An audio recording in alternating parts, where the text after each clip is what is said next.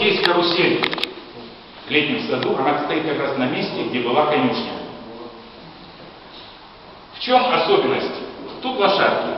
И вообще изначально карусели появились, это были исключительно лошади. Есть в Париже площадь карусели. Какое отношение к лошадям имеет? Ну, там тоже есть триумфальная арка, тоже есть колесница, тоже есть лошади, но дело не в этом.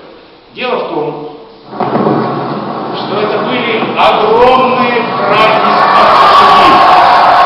Тысячи лошадей участвовали в этих конных праздниках. Это был культ. Это было богатство, это была роскошь, это была элита. То есть четкое градирование, кто чего стоит, сколько стоит его конь, что он может показать. И это распространилось и на Россию. В России тоже были такие, устраивались карусели, праздники, конно-гвардейские праздники. Причем в России пошли дальше. Роды войск, роды кавалерии тоже подбирались. Туда попасть надо было пройти массу всяких испытаний, препонов, а главное это родословную. И человека, и лошади. И был определенный кодекс. Вот кавалергарды, у них обязательно были гнедые лошади и были блондины. Такое правило.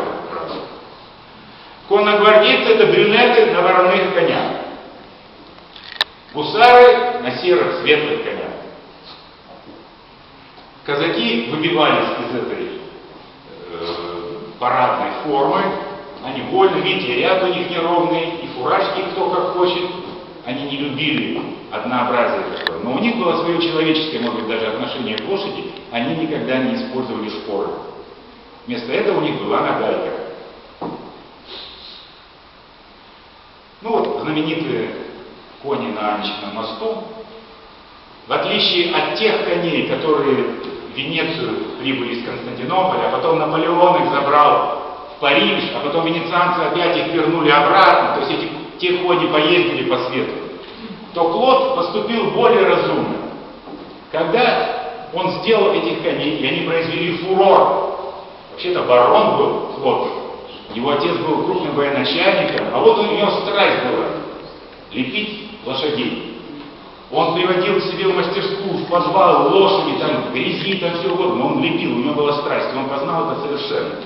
Так вот, русские цари потом копии этих скульптур дарили. Такие кони стоят и в Берлине, и еще по Европе, и по России в нескольких местах стоят.